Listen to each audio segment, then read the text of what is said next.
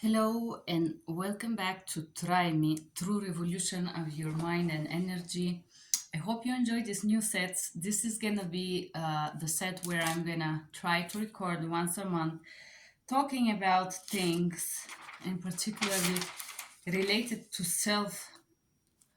growth, self growth, and something that I believe it's very important to face or to do in order to continue to grow, in order to continue the journey towards a self growth. And the video of today is called Comfortable Lies. If I forgot to introduce myself, my name is Ioana. I am an interpreter and a polyglot.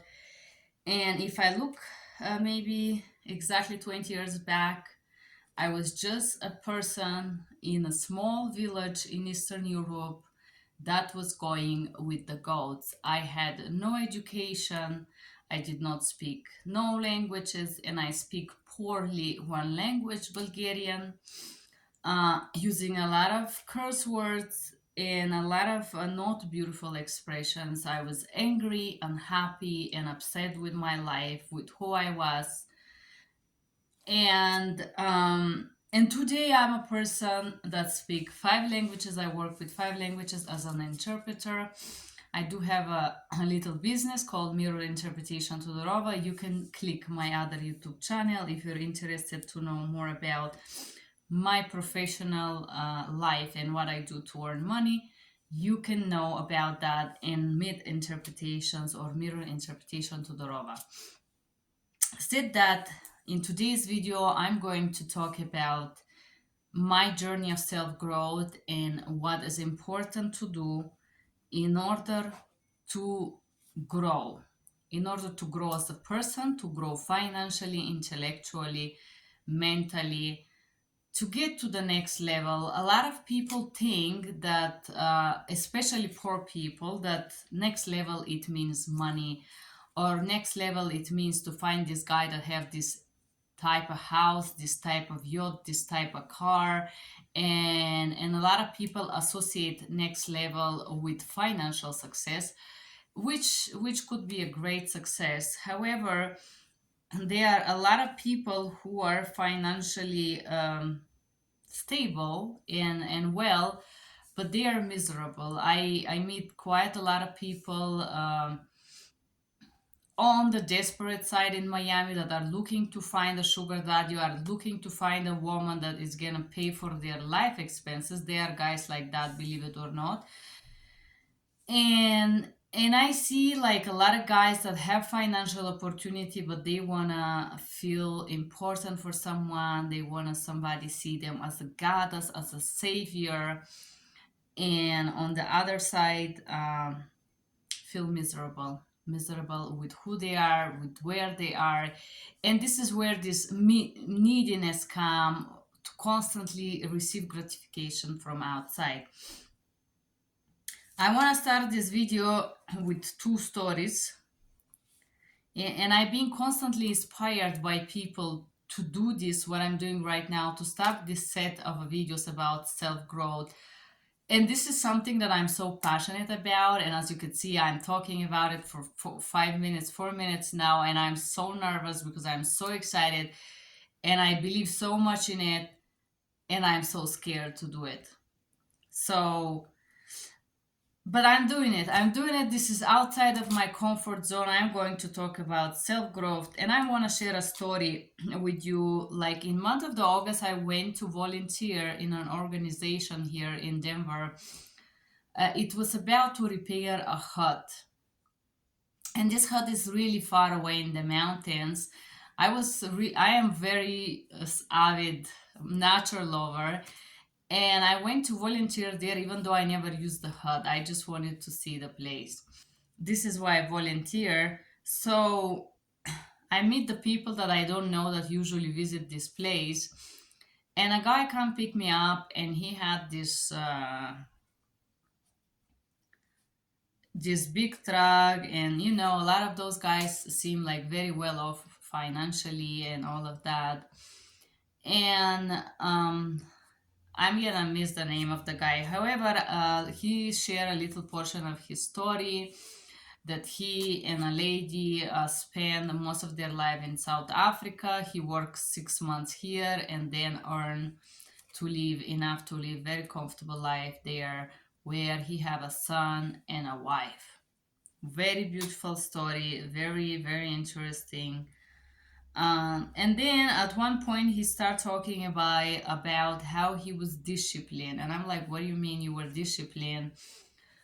I don't know. I was thinking maybe he was put to stand firm next to the door, or maybe he was done extra short. I don't know. I didn't understand what he meant. And he shared that his parents were beating him, and he called this discipline. And I asked him like, like what makes him think that this is discipline, and where is this coming from? And now he had this 3 months years old boy, and he was planning out loud how he's gonna beat that boy when he's like a certain age.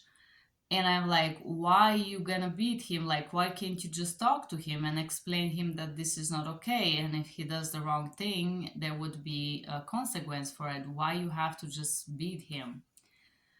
He couldn't answer this question, but in his opinion, his parents beat him, and this means that they loved him, and he was convinced that he have to beat his son as well, because otherwise, if he doesn't beat him, he's a bad father. And I asked him, so how can you beat a child? Like I personally told him openly that I think that just very unstable and mentally unhealthy person would beat their child, and a healthy parent doesn't need to abuse their children, because physically beating a child that is unable to respond is abuse. He couldn't say to me. He was kind of stunned by sharing my point of view, and I said, "Yeah, I respect what you're saying, but I just don't understand why. Like, why can't you just talk to this child? Is what's the problem with just talking?" He couldn't answer me. Um, he just called the child abuse beating. Uh, the child beating and the child abuse in his head was discipline. And the saddest part of this story is that I met quite a lot of people in different countries that have similar stories, that at one point unable to face or to acknowledge the abuse that they received, they prefer to call this discipline. I guess it's very hard to accept and admit to yourself that you were abused as a child. I think it's very also difficult to imagine me. I am 40 years old now, that I'm gonna go to 3 years old child and I'm gonna punch him in the face because he did something wrong. I think this is crazy as an idea itself. It's also crazy to think that this is discipline. This is simply abuse. This is simply a person being mentally, emotionally, psychologically unstable. And so this gentleman was sharing with me that his partner is gonna suffer or have a hard time to discipline their son.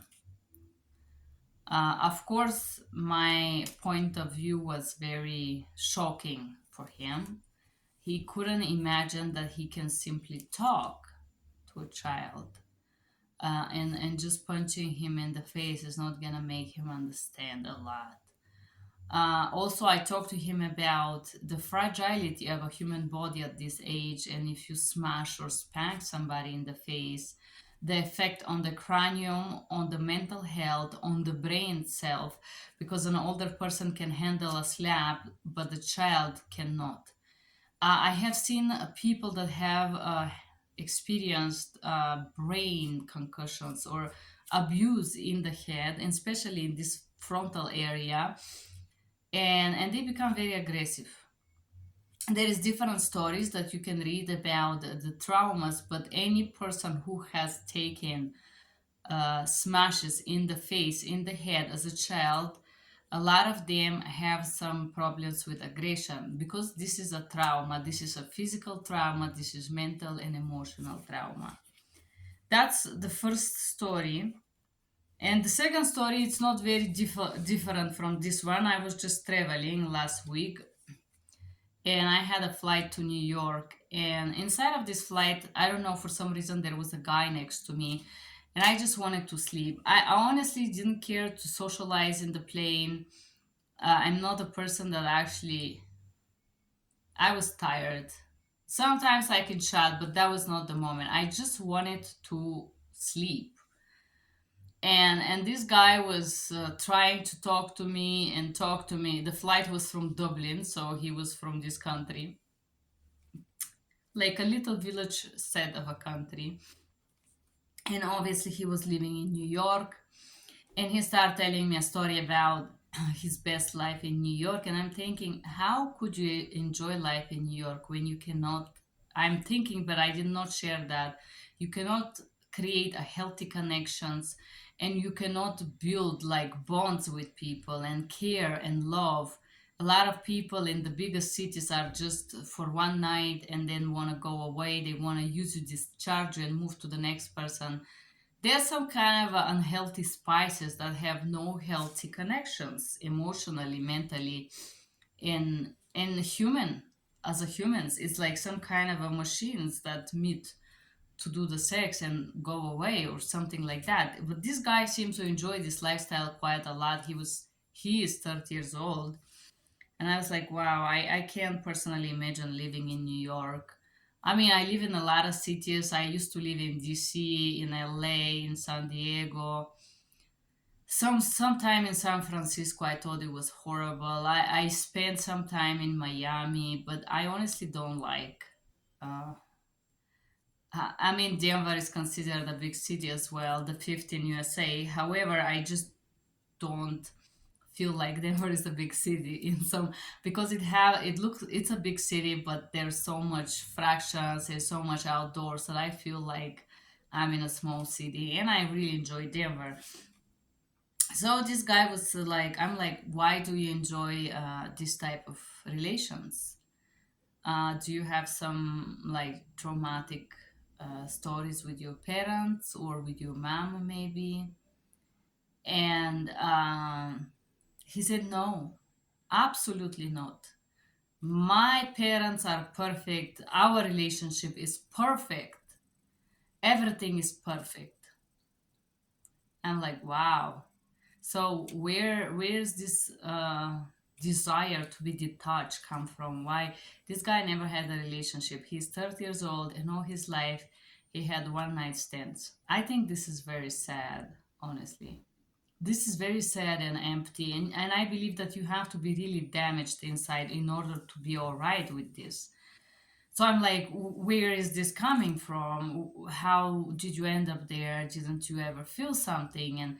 And then after a few hours maybe of him talking different things, he come to the point that his parent discipline him. And I'm like, what do you mean? So come out that his parent abused him on a regular basis as a child, not only as a child. And now in his vacation, he would go back to Dublin. I call Dublin, wherever he was from.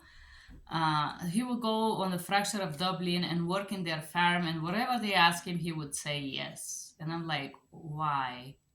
Why can't you say no?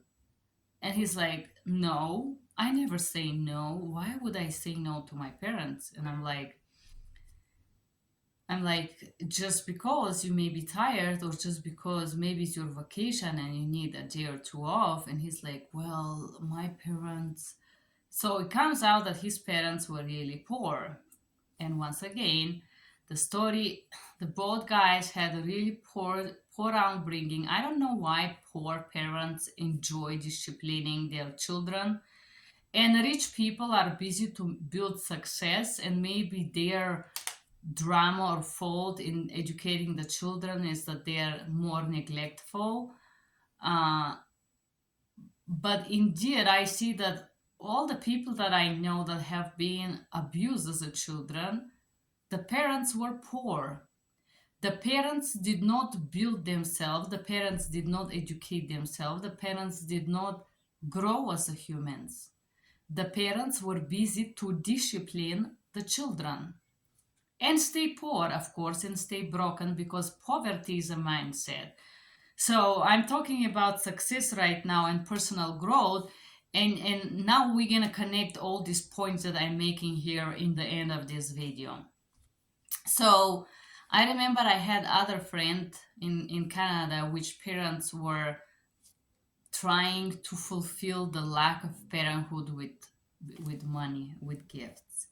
And this is also how this person suffer in building relationship, because he did not have a relationship with the parents, a healthy relationship. The only thing that he could do is to get a gift.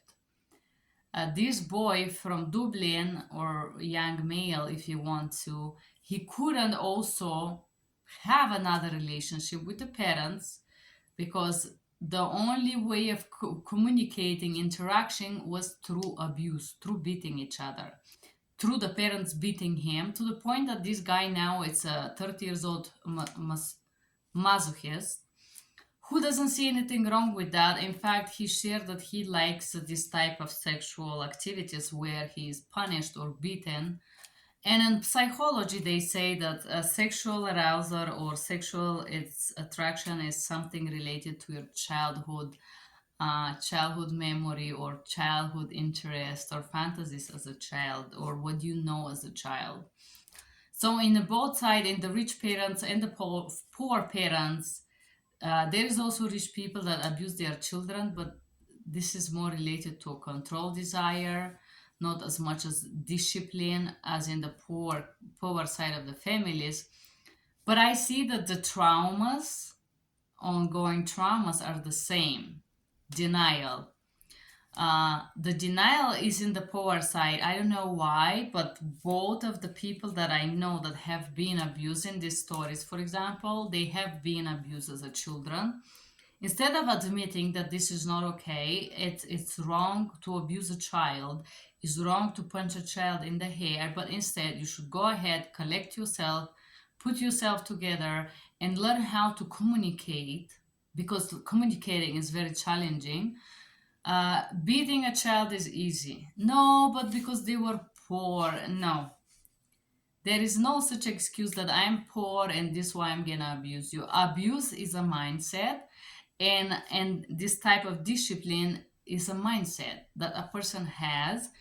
And slapping a child is just one of many abusive things that these parents does or do. And I'm thinking in that setting, these two stories, I have so many other stories in my head of people that I met in different countries that did have this type of stories, and they are still nowadays today not able to face that, not able to admit that to themselves, and they find some excuse or some denial, some comfortable lie. And this is how we're gonna talk about comfortable lies. And in order to use this video as some kind of an inspirational material, and I always advise you to do journaling, I want you to write down what are the comfortable lies that you tell to yourself forever, for so long. What are those lies that you were obliged to believe in, you were obliged to agree to and to obey to in order to survive? Because as a child, a lot of abusive parents will abuse their children if the children have a different point of view. Why I mention this is because I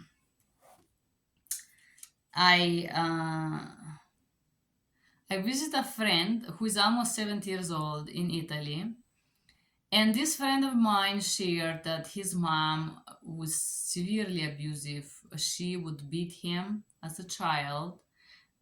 He called her fascist. I don't know what fascist exactly mean for him, but I understand that his mother was extremely abusive. So him trying to share the story, this 70 years old man is sharing this story, how the mother beat him and continued to beat him because of his political views. I know this is crazy, and I know this sounds crazy, but this is a real stories. that I'm sharing with you that I assisted to. So this lady is slapping her 7 years old son because he have a different political views. And this lady was beating this child, this boy, from a young age until his existence, his life. And I know this person 30 years now, and I would see that this person is completely unable to emotionally connect. I've been trying to be friends with this person for 30 years almost, and he has been having this resilience and very strong pressure to kind of make me be sexual with him, which I'm not willing to, which I don't want, which I don't need. But for this person, I realize not being sexual is like denial of any kind of relation. Because the only type of relations that he knows with women is sex. He has never learned and grown to a man to listen and emotionally care about someone. Uh, Not because he wants to be sexual, just to care about another human.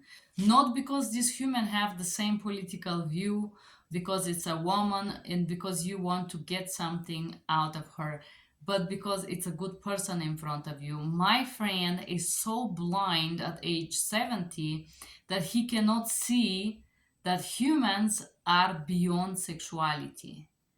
Humans are beyond their political points of view.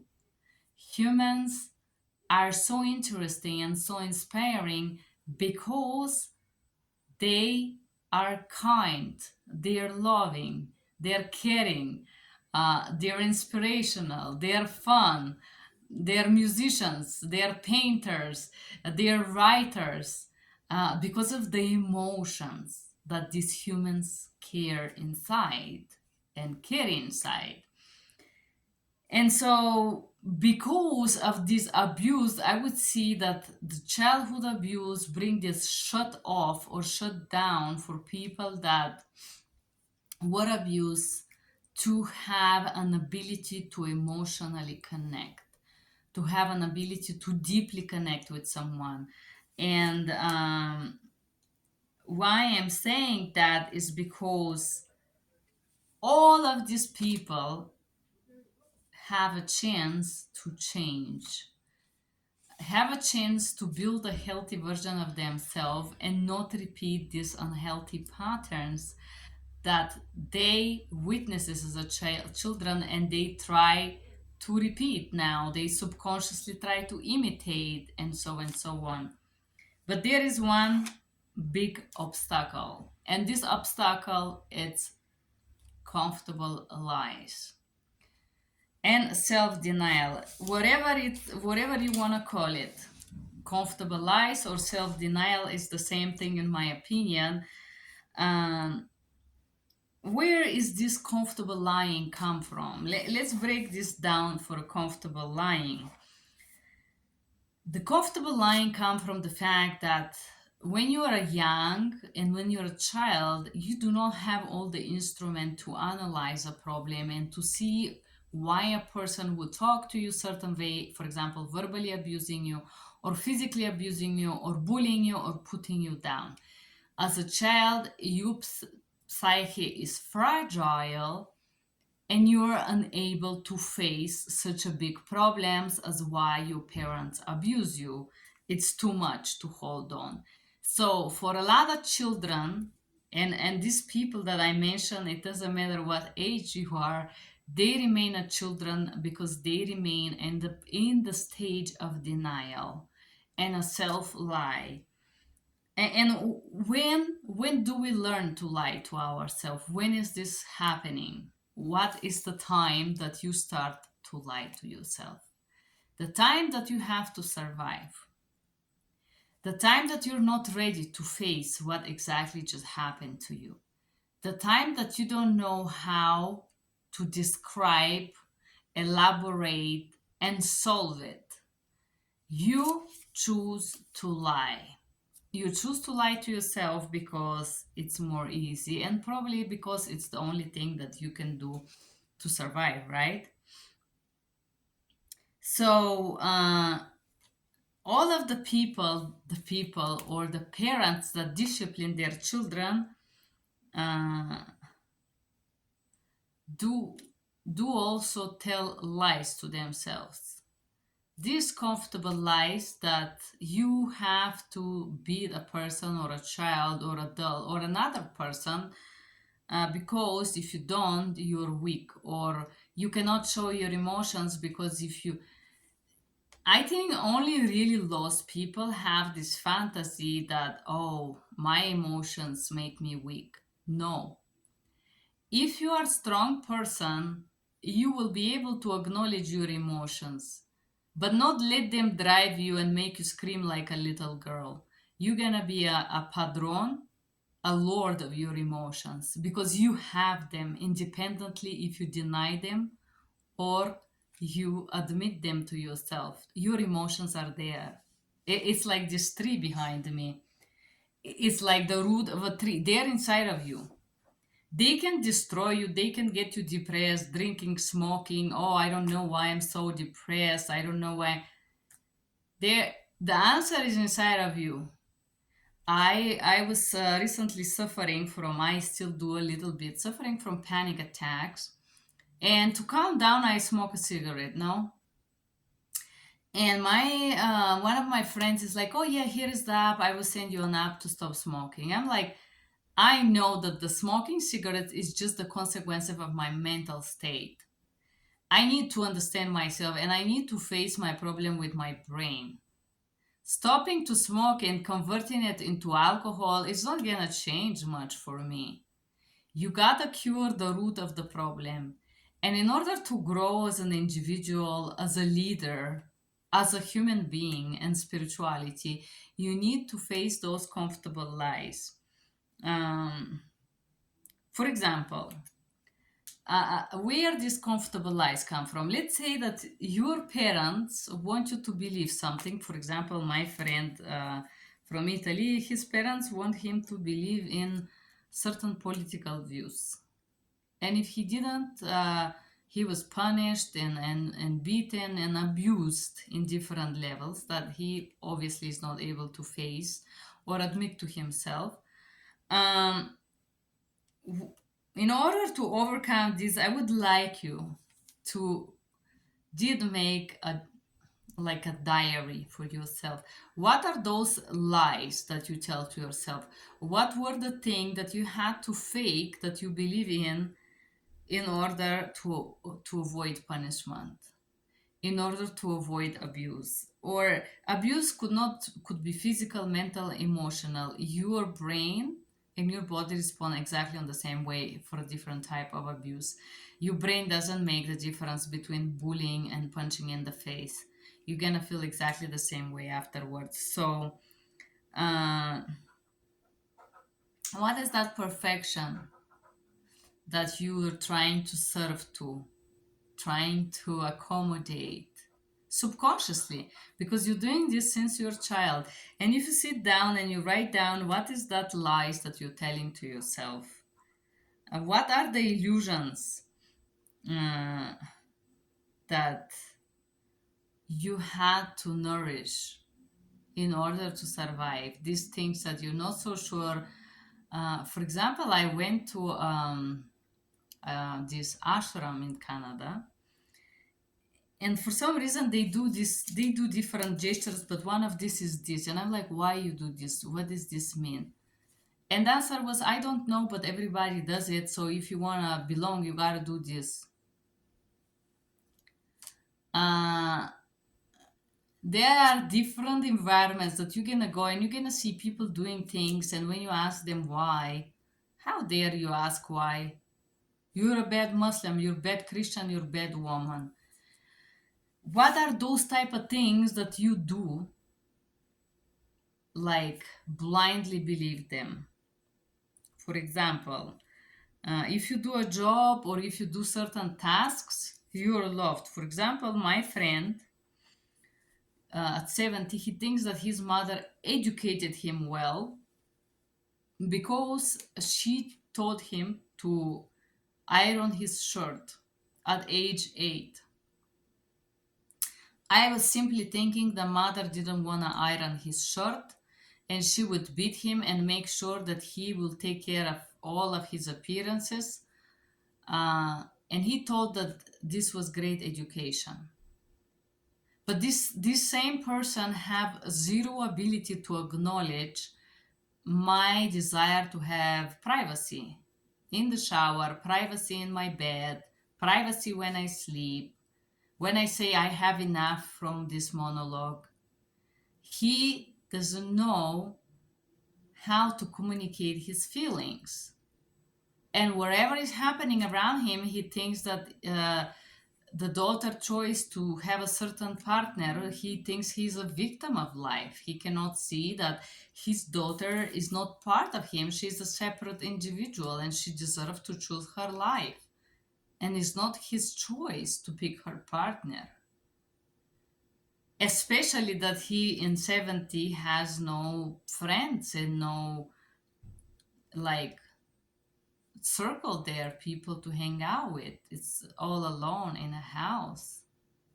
So if you do something as a child and you know that your parent would be content, or if you eat this type of biscuits that you don't like, not to upset your mother, for example, or uh, if you if you clean your shoes, or for example, if I fit in the shoes of my sister for me, um, if comfort your parent as well, or if you obey to some strange request that you don't understand, to go. I remember I was like 10. My father was seeing this lady, and I know this is shameful to admit, but I'm gonna share a story of my childhood. So my mother and my father were divorced. So when I was like maybe age 12 or 14, between 12 and 14, for some reason, I think I was around 12 and a half, 13.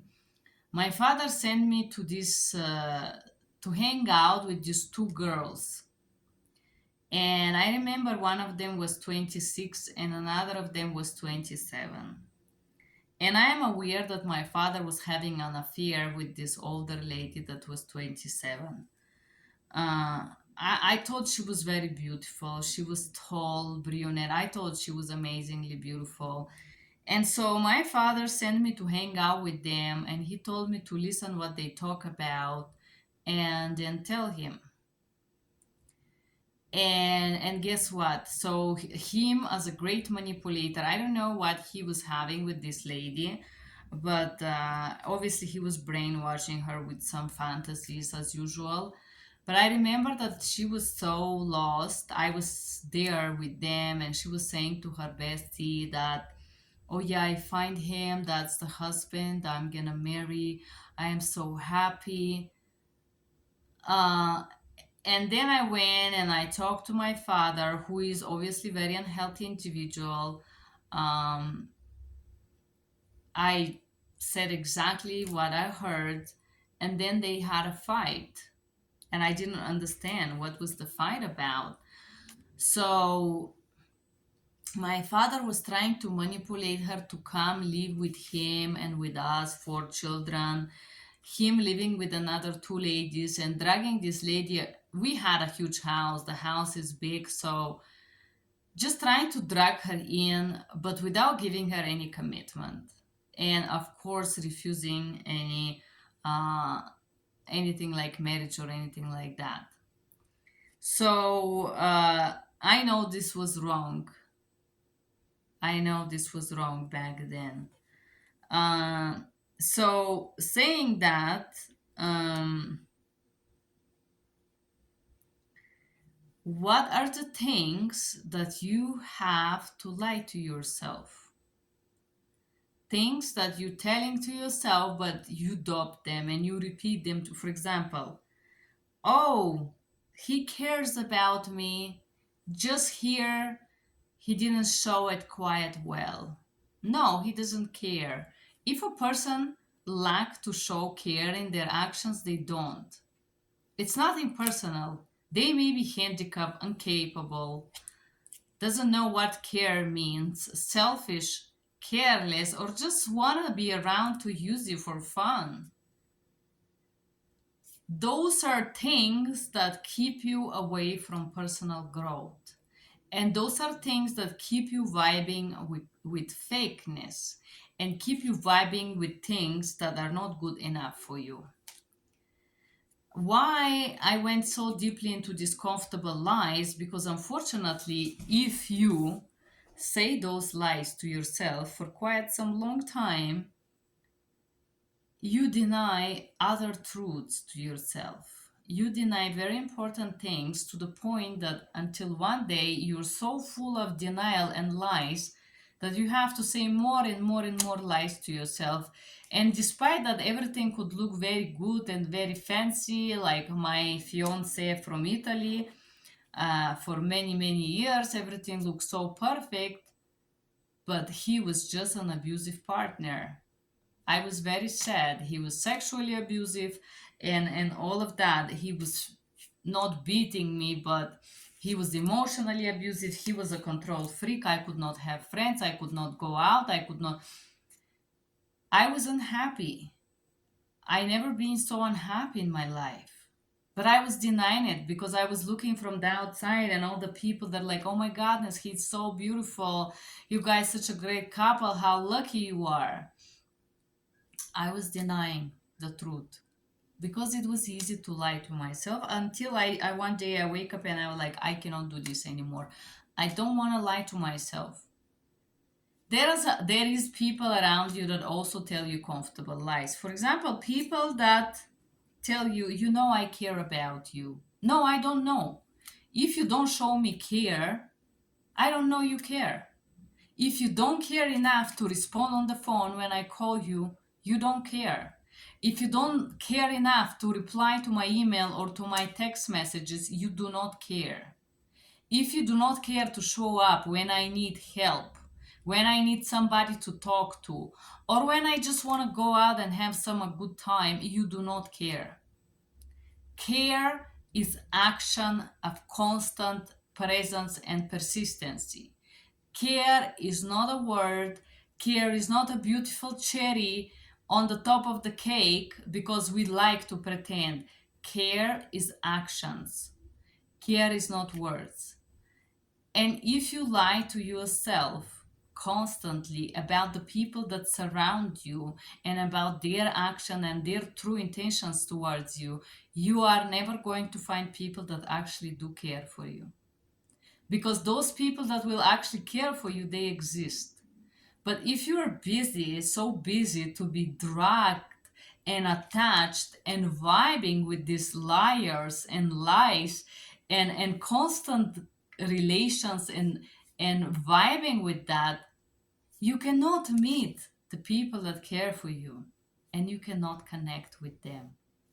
And even if you're lucky enough to meet them, you're gonna lose them because you're not gonna be able to recognize the value of honesty and a true pure care that someone shows through the honesty and through their actions.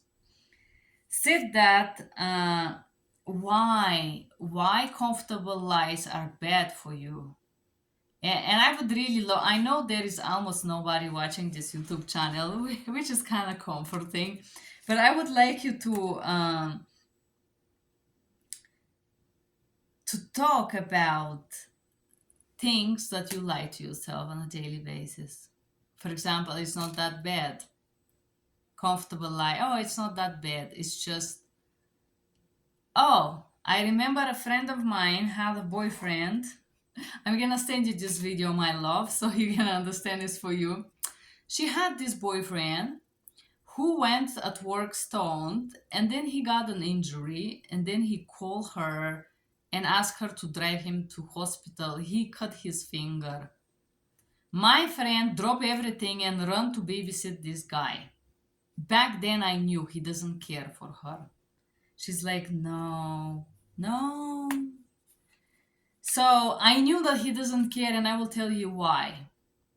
In order to care for someone else, you have to care for you first.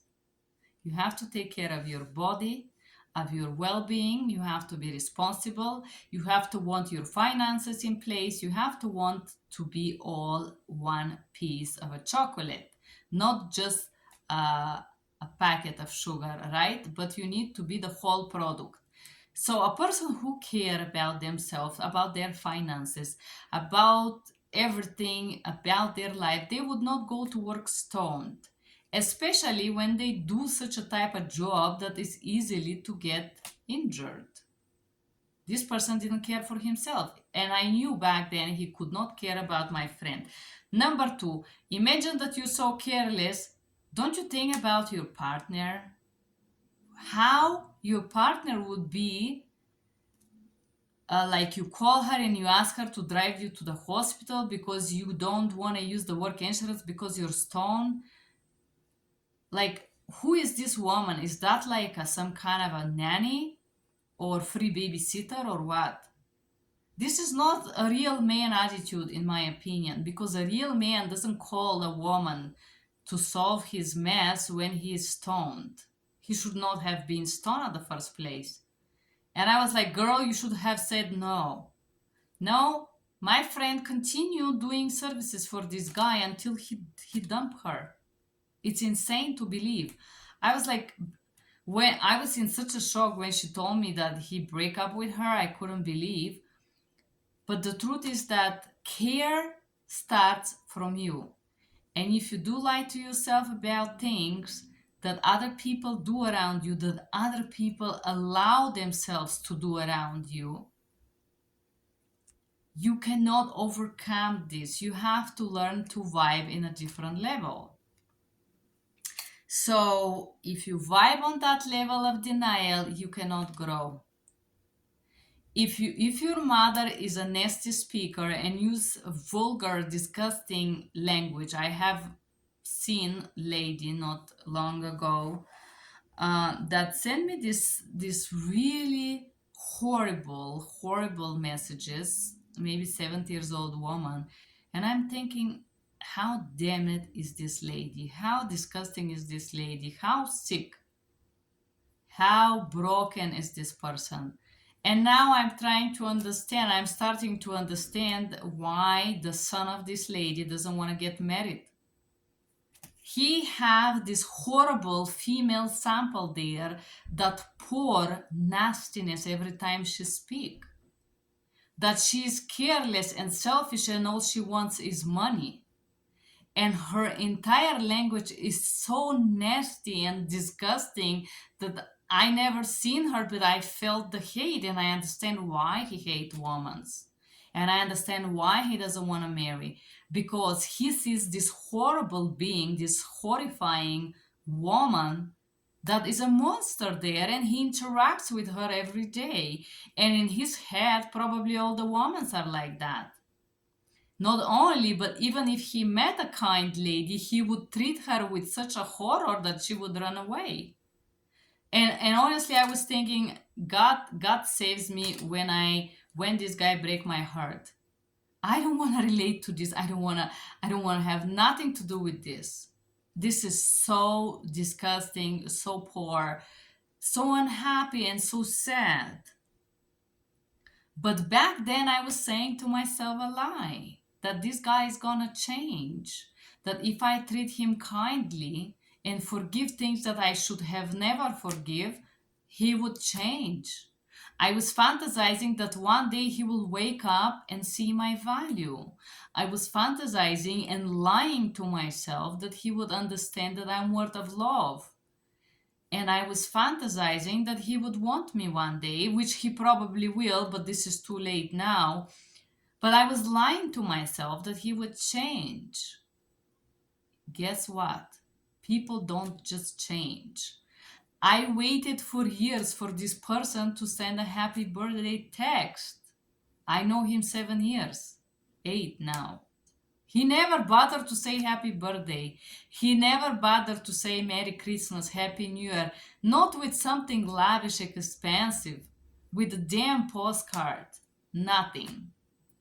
The life around this person is like a gray, black, dark river after a huge deadly tornado. Everything is so deadly, bad, sad, grimy, dingy, dark. Never celebrate. He did not even want to make a chin chin for New Year. And I'm comparing this to my friend. I'm like, my friend Lyle, I want to see you. Let's celebrate. He's like, yeah, let's do it. I have a bottle of champagne. We should make a chin chin. This is how people are in life. You cannot change them. Don't lie to yourself that people are gonna change. And don't lie to yourself that this is not bad, this is gonna be better, he's gonna take care, he's gonna understand one day. You got limited time. You got only this moment right now. You get just a certain period of time. If a person is giving you a bad time, it's not gonna change.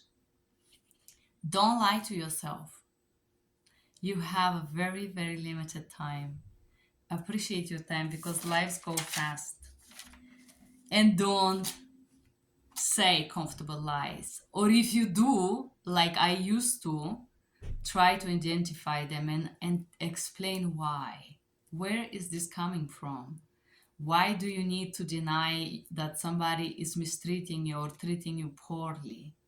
Why do you excuse that? Are you afraid of being alone?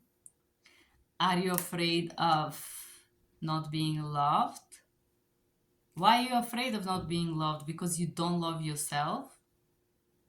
This is my first video toward self-growth. Thank you guys for being here. I hope you enjoy it, and I hope one day to see your comments about the comfortable lies that you're saying to yourself on a daily basis. These lies that you recognize after you watch this video and spend some time in writing down what are your limiting beliefs and where those beliefs come from, and elaborate them, change them, question them, educate yourself around them, and grow from that. Thank you for being here. Bye bye.